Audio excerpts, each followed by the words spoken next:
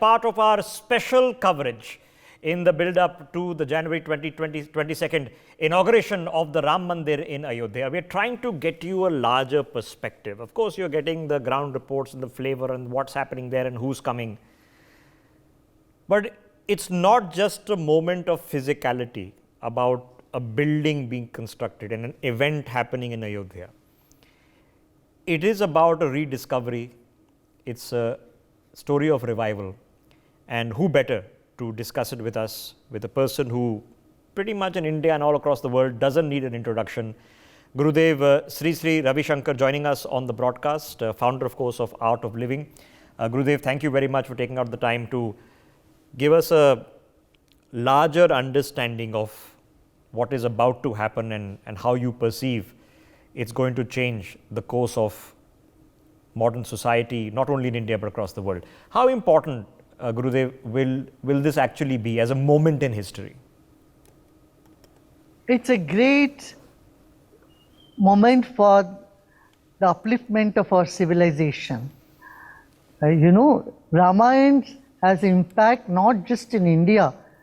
Its impact is far beyond our geographical boundaries.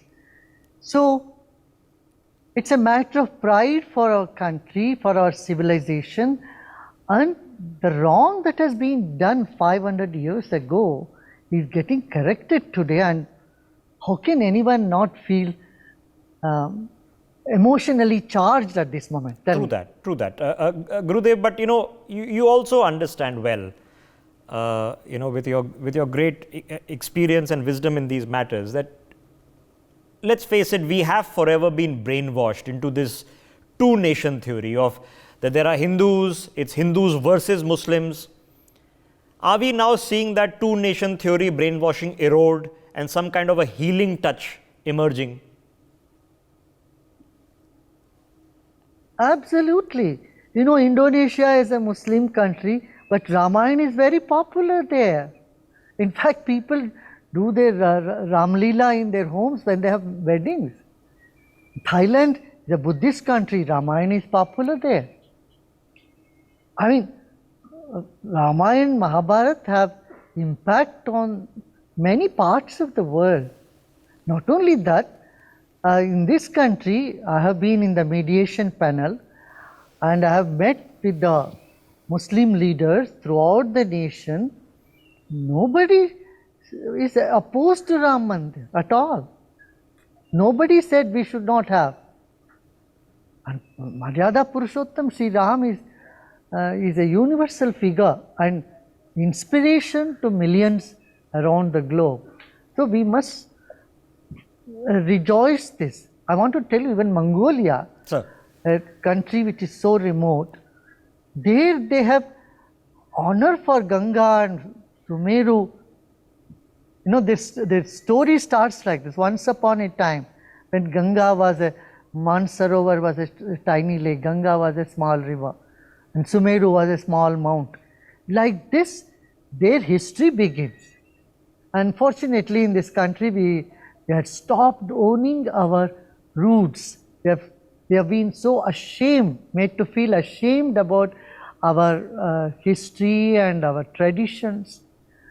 And thank God now, for the first time, that revival has happened. People can proudly say that we belong to this tradition, this civilization, and that's good.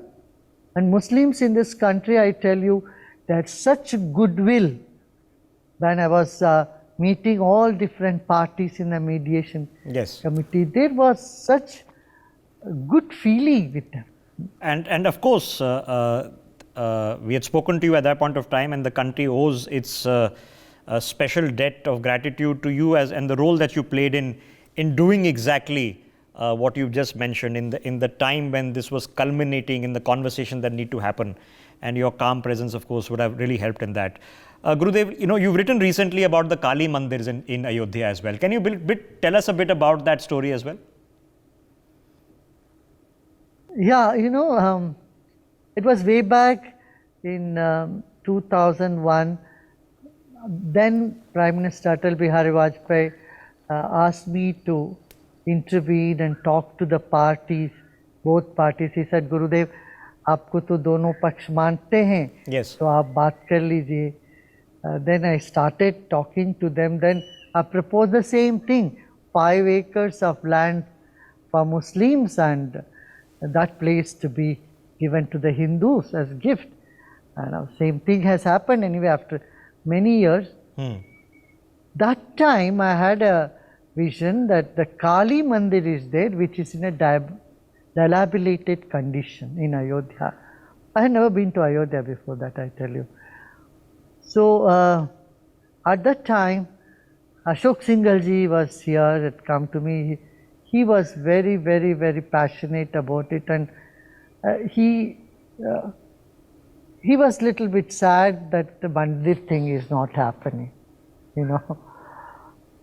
Then I told him, you know, there is a Dev Kali Mandir. I feel that this has to be renovated, and so we went there and we renovated Dev Kali Mandir. And you know, for anything gross, there is a subtle cause, subtle reason.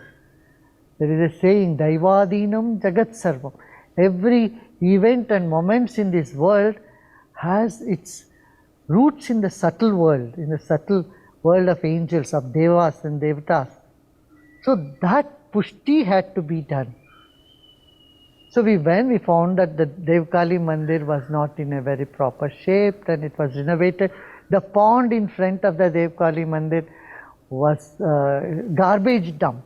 So we cleaned that, we made that you know, vibrant again with fresh water, fishes and all that.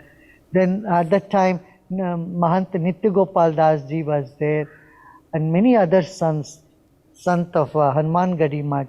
We all gathered on the Dev Kali Mandir's platform. There is a mantap in front of that. There we had a satsang. There we spoke about it. We envisaged that Ram temple becoming a reality is not too far away. And so after that Dev Kali Mandir renovation, there has been no violence in that place. Before that, you know, many people have suffered, lost their life. Well, but after that, things started moving fast. Yeah, there are many steps, and you know, if one can see them as divine, as spiritual, but sometimes even earthly ones that are very cathartic. It cleanses the mind, and they have real impact on the world of women and men, the physicality of which we inhabit. Gurudev, on the aspect of the Ram Rajya, sir, I know it becomes controversial, often gets misinterpreted. What do you make of it? What do you understand of Ram Rajya, sir? You know, people can make controversy of anything. So I wouldn't go into the controversies. There could be many, but Ram Rajya is where there is fairness. जिसको हमारे, you know, our Prime Minister has said, no, सबका साथ, सबका विकास, सब, you know, getting together with everybody, having that nyay, justice, freedom for everyone, justice for everyone, and people being happy. That's most important. You know, there is a verse in our Subhashita. They say, Ena kena prakarena yasya kasyapi dekhina santosham janayet pragya tadeveshwara puja. Real puja of devatas are to bring happiness in the minds and hearts of people, bringing comfort to people. And okay, that is what is Ram Raj is all about. Okay, I'm hoping that, you know, that genial interpretation becomes the accepted norm through both spelling it out in practice. Gurudev, is it inevitable now, sir? Is it just a spirit of logic that Ayodhya now becomes a major destination for people of all faiths? I wouldn't say it can become the destination of all faiths. Of course, for Sanatan Dharmis, it will be a major place of worship, and it could become a tourist place for others too to visit, because it is connected with our history and it's connected with our culture and civilization so much. And of course, everyone would want to visit that. Why not? Okay, Sri, you travel extensively every year all over the world. The Art of the Living has volunteers and functionaries and places of work all over the world. I remember very distinctly, very recently, sir, when you were in Washington, if I'm not mistaken, more than 1 million people came out to listen to you. This was in Washington at the National Mall, for people who watching the telecast might remember. Now, do you feel that there is a great appetite for wisdom, for learning from India the world over? Of course, of course. See, in Washington DC, when we had this program, 1.1 million people had assembled. That such a big crowd has never happened in the history of America. So, 11 lakh log, 11 lakh people getting together and meditating, remember. And what they found there is that whole week there was no homicide. Where Washington DC is known for regular crime and homicide all the time. I mean, people were very scared that when people are, you never know, there is 2.9 mass shootings per day in America. Anything could happen anywhere. But see, the power of meditation, the power of sattva or the wisdom is such that it can transform the whole atmosphere. And that's what's happening in the country today, when people are all over India and even some places abroad are doing, are preparing themselves for the great day, for Ram Pran Pratishtha. There is so much love, so much devotion, and so much celebration has already started. Yeah, I remember we covered that event here on NewsX. It was, you can't imagine, the National Mall was, which is of course where you have the Capitol Hill, you have the White House, you have the Lincoln Memorial, is absolutely packed with people. It was, and of course Sri was hosting an Art of Living event there. Gurudev, so taking that a step forward, what from the story of Ram, the Ramayana, what are the lessons that people can learn to improve their lives regardless of faith per se, regardless of religion? What are the lessons, moral lessons to be learned from that? You know, Ramayana has many, many gifts to offer to us. It says how one should conduct in their life, how one had to take the challenges in life. You know, it depends on a person. It's like ocean. You know, you can go to ocean, someone can pick up the pearl, someone goes with a oil rig and drill. Some people go and catch fish, some people make salt out of it. Like that, whatever you want to take from Ramayana, you can take. See? So it is such a storehouse, is a treasure of wealth. There is so much treasure there, so you can pick up what you want. Brotherhood is one thing, and equality for everyone, whatever caste, community they are, respect for the elders. I mean, I can go on and on. Ram's life has been of sacrifice and care and share. And that is what is needed today, isn't it? So much needed that people come together with sauhard, good-heartedness, a sense of compassion, love and brotherhood. All this one can draw from Ramayana. Okay, Gurudev, you've already mentioned Indonesia, Mongolia. We know that the Ramayana is also actively performed in Thailand, in Cambodia, Malaysia, many other countries. Some of these are Buddhist majority countries. Indonesia, of course, you mentioned is Muslim majority. So how can we better promote this sort of a shared cultural heritage that we've actually had for millennia, but we really have become disconnected despite it? First of all, uplifting Ayodhya in itself is a great work. Now we must really congratulate, thank Yogi ji and Modi ji for really making Ayodhya a destination. Can you imagine an important city in this country never had airport till now? After 70 years of independence, we never had a proper airport there. And that's very good. Airports have become better, and roads have become, infrastructures have become better.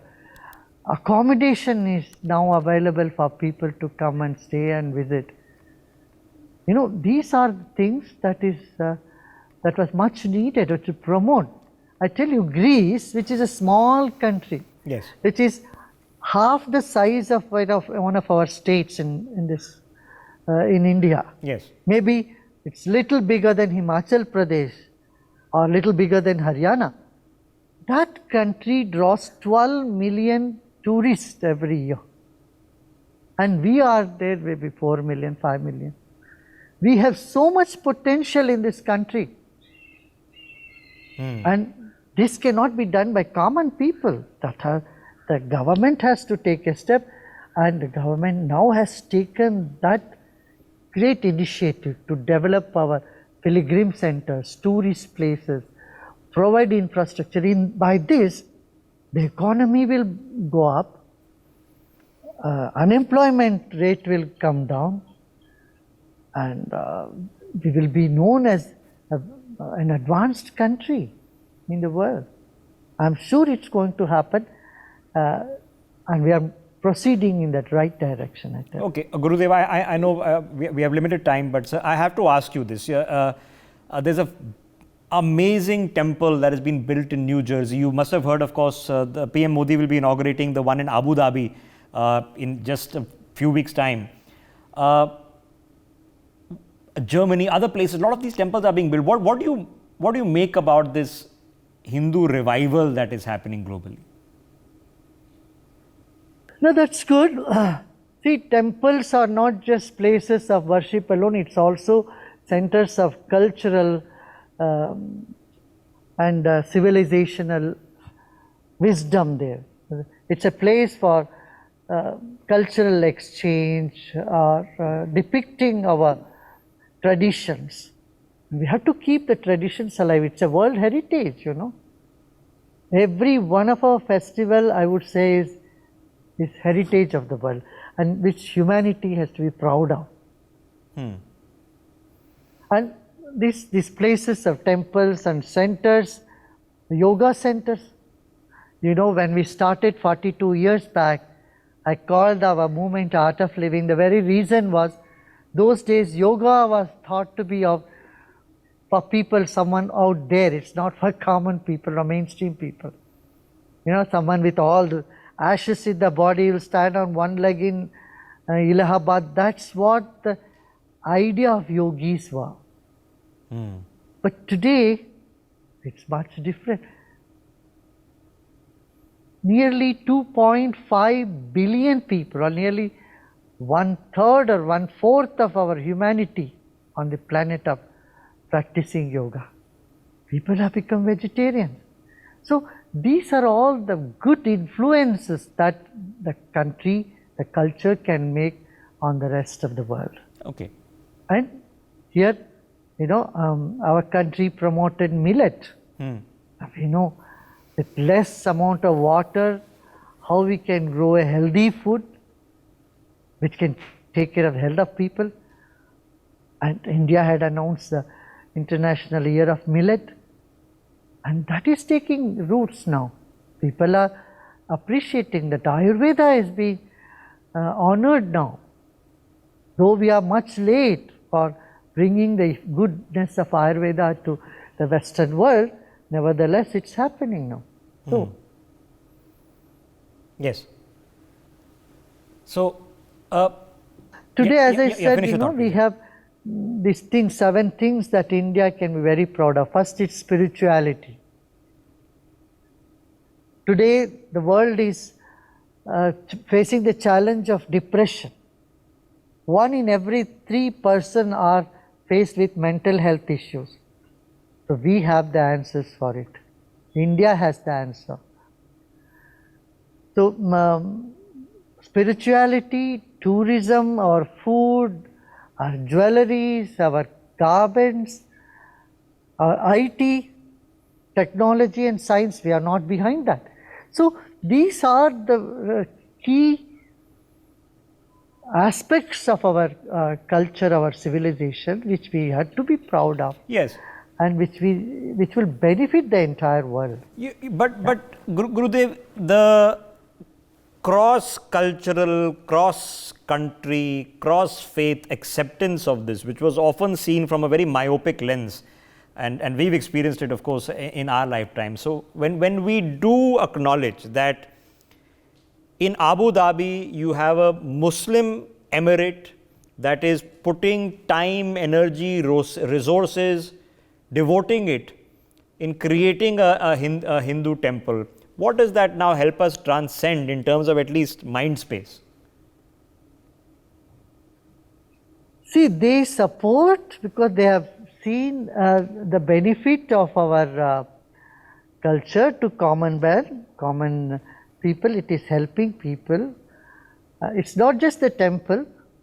They do accept, they have opened up their doors for yoga and meditation, which was not there before.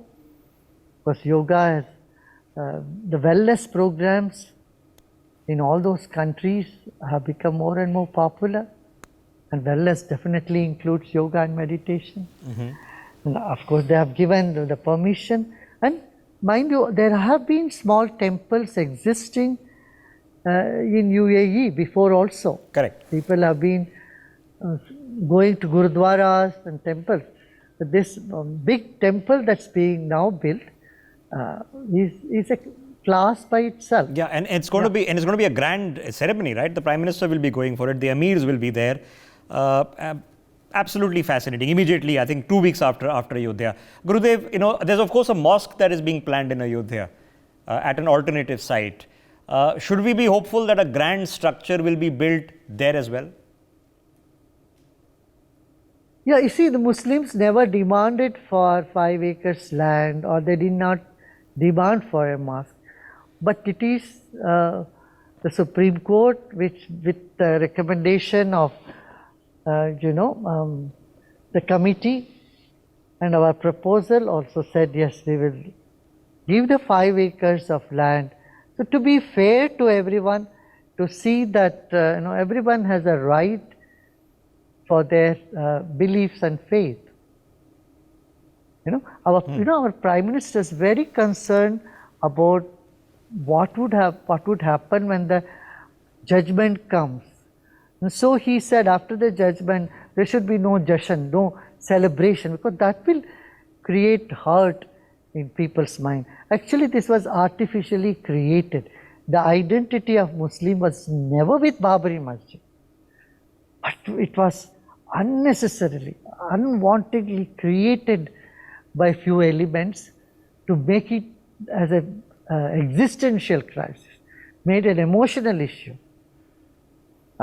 And luckily we have come over that, and everybody has accepted the Supreme Court verdict, and things are moving in the right direction. As you see, so many Muslims are happily participating in the Ram Mandir. Thanks to the effort of all the organizers, the RSS has done their part, VHP has done the outreach, has gone door to door to welcome people. Other commoners, other organizations have also pitched in. I see this is one event in which people across the spectrum of religion, race, caste, and everybody is coming together and doing their bit. Yeah. Yes. And with the mosque, hopefully it will come up also soon, and it is left to the committee there. They will decide how big they want the mosque. No point in building a very big mosque when the population doesn't need it. They will look into the need of the population and they will Yeah, I've build seen a some of the mosque which designs. is They're needed for that. looking good, and of course they want to build a museum and an interfaith cultural center. So hopefully that we see that getting onto track, and we're going to be doing a telecast on that shortly. Gurudev, but there is divisionism still. There are still those who say that there is now a south and north divide. We know that some of the oldest surviving temples in the country are in the south of India. How do we move ahead from such divisionism? Divisions are in the minds of people. That has to be set right, you see. You will see today when you go to Rameshwaram, there is people from Gujarat, from Punjab, from Haryana, from Kolkata, everywhere they will be there. If you go to Banaras, you will find the Tamils and the Keralites, everybody come. It is this culture, this Sanatan Dharma, which is really bridging the north-south gap. That's why Adi Shankara made these 4 mutts and the 4 corners. And Shankaracharyas have been holding that seat, holding the dignity of that so well for last so many years. Yeah? If you see the map of India, it is all where Adi Shankara had travelled and established mutts. And this national integration was there with Adi Shankara himself. That's why a Pandit in Nepal has to be from Karnataka. And a Pandit in Badrinath, the tradition is he has to be from Kerala. And you know what? The Pujari in Rameshwaram, he is from Maharashtra. Who else can envision such oneness of our nation? National integration has begun in those days, my dear. I didn't think of that, yes. This is something that one has to be aware of it and appreciate that. Okay. And with the infrastructure improvement today, I think this north-south divide is becoming less and less and less. Of course, language has been a barrier. I remember in those days people used to converse in Sanskrit. When people from south go to north, they would converse in Sanskrit. But today, in south also, Hindi is not unpopular. It's quite popular. I mean, people do understand. Bollywood has done its part, and similarly, influence of Tamil Nadu, yes, and Kerala, and southern states in the north is also something. Yeah, and rising and increasing, and both organically and of course thought through, which is an excellent thing. Okay, sir, before I let you go, I have to ask you, what are your hope and blessings for the people who will be visiting the Ram Mandir? Now, I would request, the request has already been made by Prime Minister and the Ram Janambhoomi Tirthanyas, that please celebrate in your own places, in your own temples. Don't have to rush for 22nd January, because there are more things to be done. The construction will go on, and when the Kalash is going to be placed, there will be another celebration. That will be a big celebration. Then the Shikhar of the temple will be complete. So, celebrate wherever you are and watch the grand ceremony and take your time to visit. Yeah. Now, the arrangements are so good. If you have already visited before, where you have to go through the narrow lanes and in between those 2 railings, and not even do puja there, not do pranam, just हाथ जोड़ के निकलना था, ऐसी परिस्थिति नहीं है. अभी क्या भव्य समारोह होने जा रहा है, क्या भव्य मंदिर निर्माण हुआ जा रहा है. तो आप सब लोग खुशी मनाइए, उत्सव मनाइए, celebrate wherever you are. Fair and enough. Let's keep the calmness in midst of grand celebration. Well, as always, sir, appreciate your time and at length taking such a smorgasbord, a wide array of issues and helping us address them, because this conversation is, like I mentioned at the beginning, far beyond just the physicality of a building. It's about who we are, where we are, what we are as a people, and where we intend to go. Gurudev Shri Ravi Shankar, thanks very much. For more such videos, subscribe to the NewsX YouTube channel, hit the bell icon.